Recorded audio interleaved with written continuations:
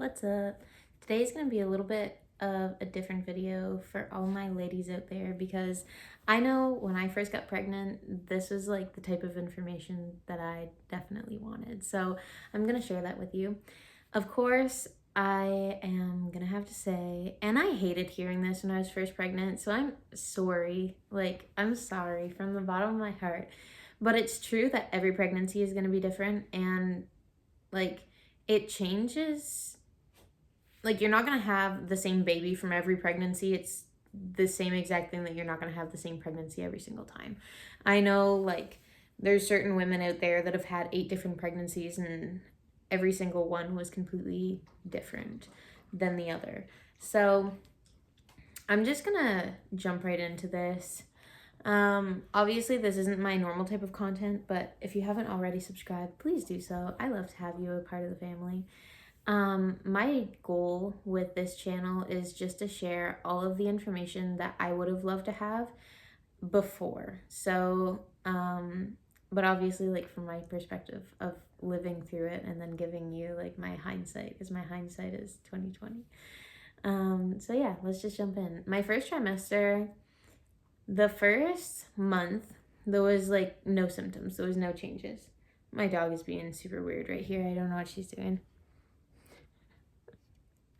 But yeah, there was no changes. I was just pretty much living my life. I was performing as normal. I was hitting my wake up time, hitting my macros, going to the gym. I had good energy. I was in a good mental space. I was I couldn't get over, if I had $1 for every single time that I said, oh my God, I can't believe that I'm pregnant, I would have hundreds of dollars. That's for sure. Maybe even $1,000 just off of that one thing. So I was very shocked. It was planned, but I thought that based on doing my research and stuff, it takes women multiple cycles to get pregnant. And sometimes, I have heard stories and I've seen ladies, and I'm sure you've seen this too, if you're into this type of content, where there's some women that it takes them years to get pregnant and some women can never fall pregnant. And I went into this planning that I wanted to get pregnant, but kind of not expecting that it was going to work out right away or that it was going to take time, whatever the case may be. But I was like, well, whatever, at this point, I'm good and I'm comfortable with that. And this has been something that I've wanted for a long time. So we'll just try and then we'll see. And literally the first month, it was boom, positive pregnancy test. And I'm like, all right. So my reaction to the pregnancy test was probably very different than a lot of people's. Hi. It was probably very different than a lot of other women's, because I had little to no reaction. She's so cute. I had little to no reaction. I was like, okay, well, now we know. And I was just, I didn't even know how overwhelmed I was going to be, but at that point, I was like, oh my God, now I need to know literally everything about being pregnant and what do we need for the baby. It was just not stress. I guess overwhelm is a kind of stress. So I felt overwhelmed for the first month, but there wasn't really anything kicking in or setting in. There was nothing major. And then after that, I started to get really tired. I felt like an 80-year-old woman. And then my performance was still similar, but I would say by the end of the second month,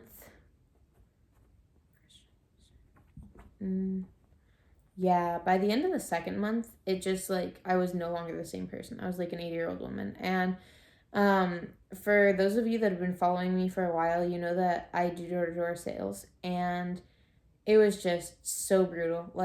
My performance at work was going. My performance at the gym was non-existent. I literally wasn't even going to the gym. I was eating based on what I wanted to eat because I felt morning sickness. They say it's morning sickness, but they don't mean that it's only in the morning. They mean at any given point in time, you can be feeling gagging, throwing up, have food aversions, and also with other smells too. I remember my boyfriend's cologne. Like, he always wore this cologne, and I was just like, oh my God, it's like too much.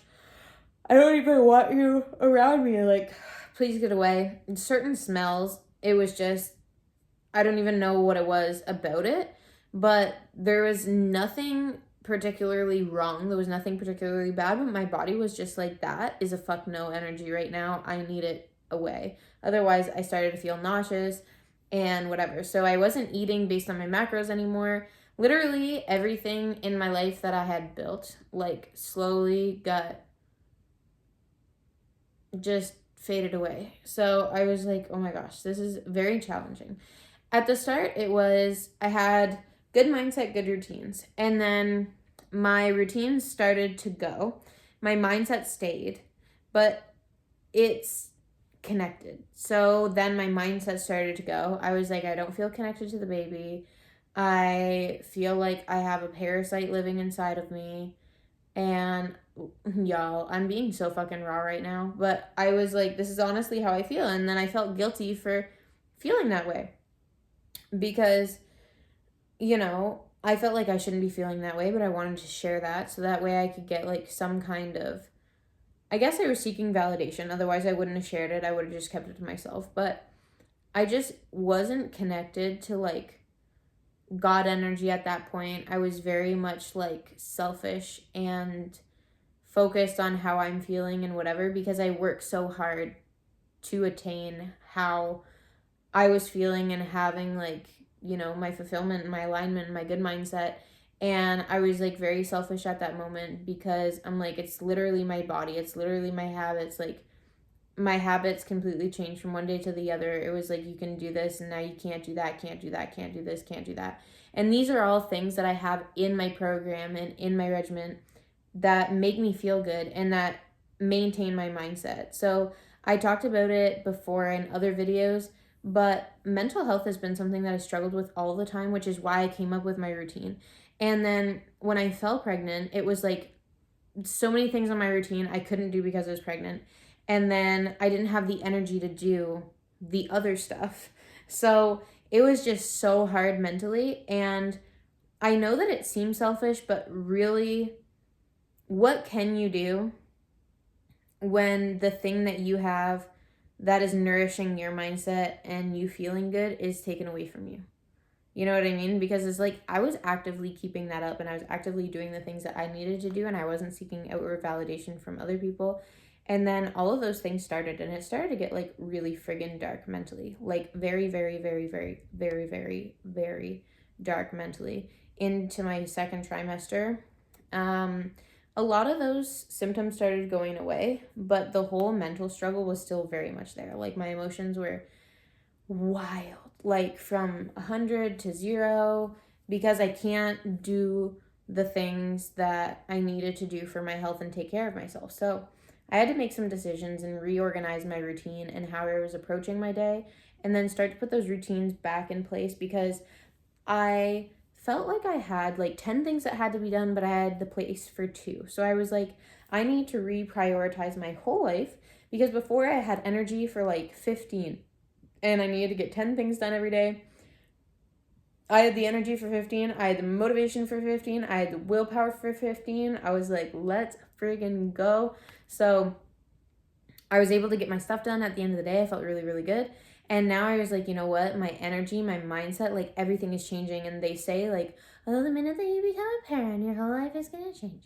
Yeah, well, you have a different outlook on what exactly that means when you get to that point, and when you see those things start to shift in your life, and you're like, okay, this is what they mean by that. And then you start to get that firsthand experience instead of just like hearing things, because I find that it's so hard to listen to moms, because most moms are not empowered moms. Most moms are not proud moms. Most moms sometimes didn't even want to be moms. And so trying to get advice from this group of people, it's challenging, because being a mom, like, I'm not even there yet, but like just being pregnant, I know is very challenging on, your emotions, on your body, on your hormones, on your mental stability, on your routines, on who you are, like the clothes that you want to wear, how you want to feel. That was another thing that I really struggled with. I love feeling pretty. I love wearing great outfits. I love getting done up. And I have worn this for I don't know how fucking many videos because I only have like 4 tops and 4 pairs of pants. But like, do you want to have a whole wardrobe for being a size that you're going to be for like what, 3 or 4 months, right? So it's just that it took me back quite a bit. Like, it really humbled me. I was like, wow, like I have another respect for women. I have another love for women. I have another perspective on creator and the speed I'm able to manifest the things that I want into my life, because I literally just asked for this. I wasn't expecting it to show up the next day. And it felt like that. Like I felt like I was like, I want to be pregnant. I want to have a little baby. Like women, I don't know what it is. Like if you're a girl, you get it. There's like this surge of hormones and you're like, it's baby time. And there's like nothing that you can do about that. Like when you have that, it's like all logic is thrown out the window and you're like, this is what I want. This is what I want right now. No. But it did bring me closer to creator because I believe that going through those trials and, you know, challenges, it brings you closer to creator because you push yourself to like a limit and you believe that that's your max. And when you push past that, you're like, holy shit, like this is so hard. This is so challenging. This is so whatever. But then also just being able to like go to our 20-week ultrasound, because when you're in your second trimester, they give you an anatomy ultrasound. And that scan, it basically shows you like everything.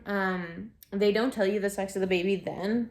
And also we don't know, and we're not going to know until like the day. So they would tell you like a little bit after in your other appointment, but they go through like the whole anatomy of the baby to make sure that everything is good and going well. You have one at 11 weeks too. So you have 2 ultrasounds. And then other than that, like if there's something that is going differently than what they would have forecasted or what they would have expected, like if you have a smaller baby or a bigger baby, or if there's complications or whatever, other than that, you only get 2 ultrasounds.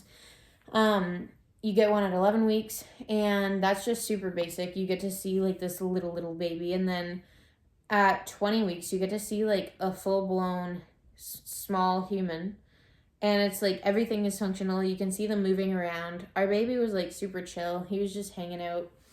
He was a little bit smaller than he's supposed to be. I keep saying he. I mean, my intuition was like, it's gotta be a boy, but I don't know. Anyways, so actually we have the pictures right here. So this is what it looks like at 11 weeks. Little baby. It's so cute. And then at 20 weeks, it's like way more developed. So this is a foot, this is the heel, these are the toes. And then baby, you can see his spinal cord. He was like drinking He was drinking amniotic fluid.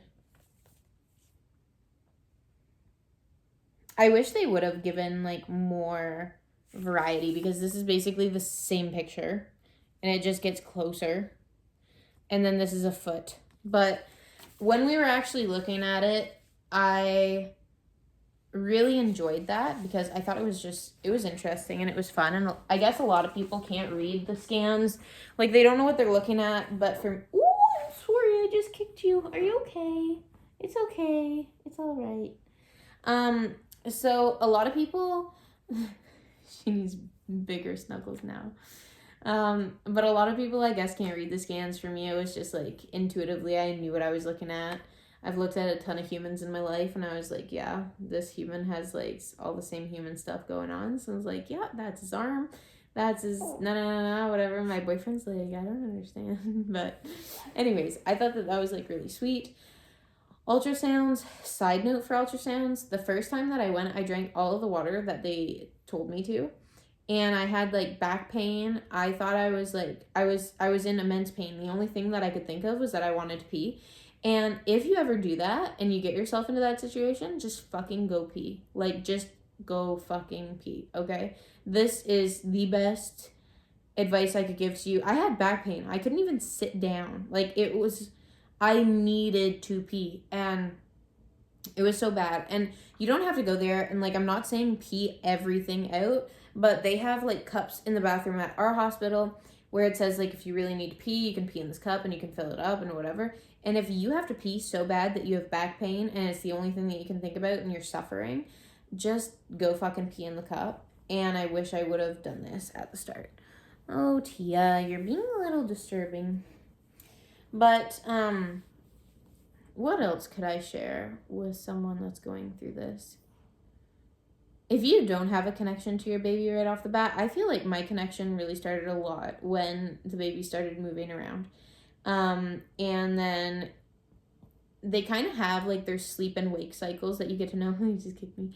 But you kind of get to know what they're doing. Like for me, every time I go to bed, it's around 10 and I'm laying down and the baby's like ding ding ding ding ding, I'm awake, and is like moving around doing all this stuff.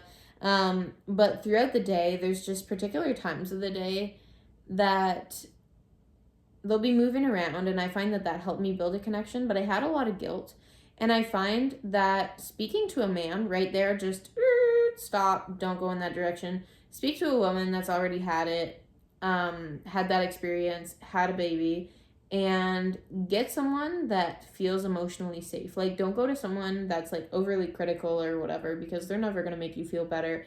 But the moment that you hear it, and I guess maybe hearing it from me might help you out, I just needed like some other person on this planet to be like, I felt that way too, and it's okay. And then like, boom, all my guilt just left. And I was like, oh, so good.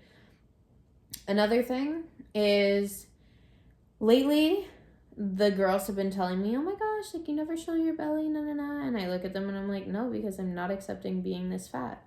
And I was talking to my sister and she's like, I don't accept my body when I'm pregnant because I know that that's not me. That's who I am like right now, but that's not me. So I'm not accepting it, and I'm not going to get used to it, because a lot of women, after they go through pregnancy, they just end up keeping all of the weight on because they accept themselves, and then they expect themselves to be like that. And so I thought that was really wise, just to be like, you know what, this is not who I am. And I'm not gonna, and I'm not saying don't. Like, if you can embrace this, and if you do love this, and that comes naturally to you, and you have those beautiful feelings, and you have a connection from day one, I love that for you. I truly, truly love that for you, because you don't have the guilt and the awkwardness of being blatantly fucking raw like I am being. And honestly, I don't want to feel this way. If I could pick feeling the way that sounds like it came out of fairy tale, I would definitely pick that. But guess what? We're not in a fairy tale. This is real life, and this is sometimes the luck of the draw that you get. But I guess validating yourself would be very crucial. But I think that at that point, I really, I validate myself through so many things. Like, I validate myself, the biggest one is through my routine, through my accomplishments. But at that point, I really needed to, seek outward validation. As bad as that seems, that is just where my soul is at for development. And I was like, you know what? I need some outward validation right now. I need someone to tell me, you know what? You're not crazy. I felt that way. And just those words were, so good. Let me think. What else?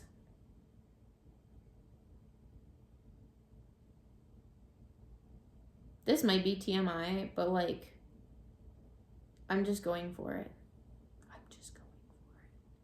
If you've watched this far in the video, chances are I can share a little tea with you. Your sex life is not the same. I mean, for me and my pregnancy, it's just not the same. And it sucks because I want it to be the same. But it's zero desire, painful, not fun, don't want to participate. I'm just let me hibernate. And then I walk around like Mama Bear with all of her fluff on, and I'm and then I go back into my cave, and I'm like, that I wish I would have heard about. All of these things I wish I would have known before I was pregnant. I wish that I would have had all of this information. That way I could have fully mentally prepared myself, because this is pretty much how it happened for me. I got pregnant and then I found out. You can't go to hot yoga. You can't go tanning. You can't do your cold plunges. You can't breathe the way that you want to without some other fucking woman coming up to you and being like, I really don't think that you should be doing that like that. And you're like, oh my God. Oh, it's so beautiful. I can't believe that you got here. I've been expecting your presence. But having this information before, I feel like I could have mentally prepared myself. And then when you get into the situation, you're not so shocked on every level and going through all these changes, plus having hormonal changes. So you can't even like adapt like a normal person. You're adapting like a minor psycho, and you just can't even regulate all that stuff. So I wish I would have done like more research before getting pregnant and know, okay, you know what, you can't do XYZ in your routine, and that's okay. Why? Because you're going to be able to replace it with this, and think like a normal human that actually has like problem solving abilities. For me, I was like, I went to go get my Botox and my filler, and then she was like, I can't inject you, you're pregnant. And then I came home and I cried, and I was like, I can't live my life, I can't do what I want. So it's like, before you get to that stage of being hormonal, maybe you want to listen to some other ladies that have been there and been that situation, and then they know like, you can do this, you can't do that. Sandwich meats is a no. They say that like runny eggs and steak not fully cooked is a no, but guess what, I am not that level of extreme. Like, I'm gonna be eating it, I'm gonna be doing it. I mean, I know women that throughout their whole fucking pregnancy have had cold cut subs, and guess what, their babies are not autistic, fully healthy, fully functional human beings. So clearly they're doing something right. But another thing I guess I would have wished to know would be about beef tallow. I'm ordering some right now. I've been using like vitamin E. Before that, I was just using bio oil and regular creams. None of that seems to be working. I have like terrible stretch marks, not on my belly, but on my boobs. And I'm just like, it was literally the one thing that I was like, please don't. I mean, not the one thing, but like, it was on my list of things that I was like, please don't give me this experience. And then the universe was like, ta-da, exactly what you didn't ask for. But beef tallow, I've heard amazing things from, and I've seen a lot of women use it from day 1 to like week 40 of their pregnancy, and then they don't have a single stretch mark. So I'm like, oh, I wish I would have known about this. Plus it's natural. Tallow is another word for beef fat. So yeah, you're rubbing beef fat on you. But that seems a lot better than a lot of the chemicals and other shit that is in beauty products that other people are just so fucking blind to and don't even understand that like those heavy metals maybe are worse for you than just putting beef fat on your skin. That seems pretty normal. You put it in your mouth anyways, so you eat it. Putting it on your skin cannot be that bad. I found that this was also very healing for the relationship that I had with my mom. We never had a good relationship. We had a good relationship before when I was like 8. And then after the age of 8, it just was less than desirable. And I feel like at this point of my life, it's been healing and it's just improved. So maybe that will be something that will be positive for you too. If not, like, that's okay. Sometimes the universe takes people out of your life and puts them back in, and sometimes they just take them out, and that's totally acceptable. But focus on you and focus on what you're working on and what's making you happy, because that's going to be like your main thing. The best way to get through pregnancy is not to focus on what everyone else is saying that you shouldn't do, because if you are, you're just trying to please them.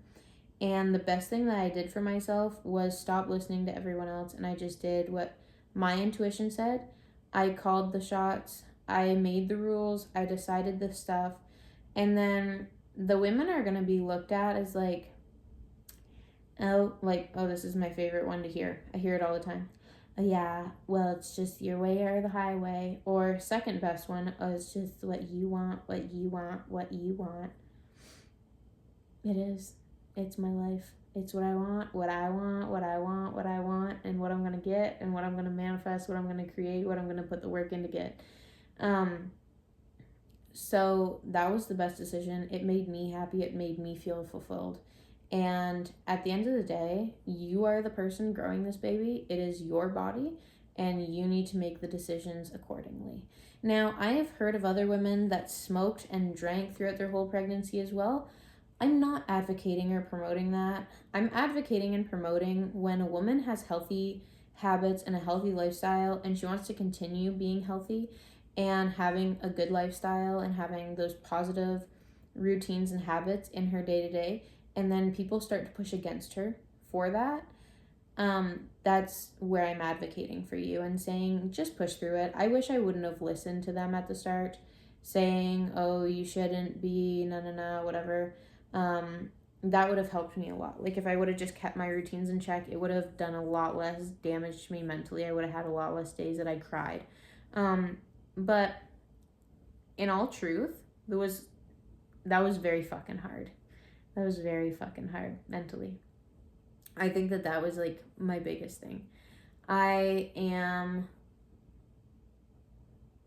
almost at my 3rd trimester right now. I know that it gets harder. Like my 2nd trimester, the only thing was that it was hard mentally. That's it, that's all. It was hard with my schedule. Really hard mentally. I don't think that I could say that enough for you guys to understand like how fucking hard it was. But 3rd trimester, I hear that all of those beautiful 1st trimester symptoms come back and hit fucking harder than ever, and you have to pee all the time and you feel huge and you have like a watermelon, basically the size of a watermelon inside of you, so that should be great too.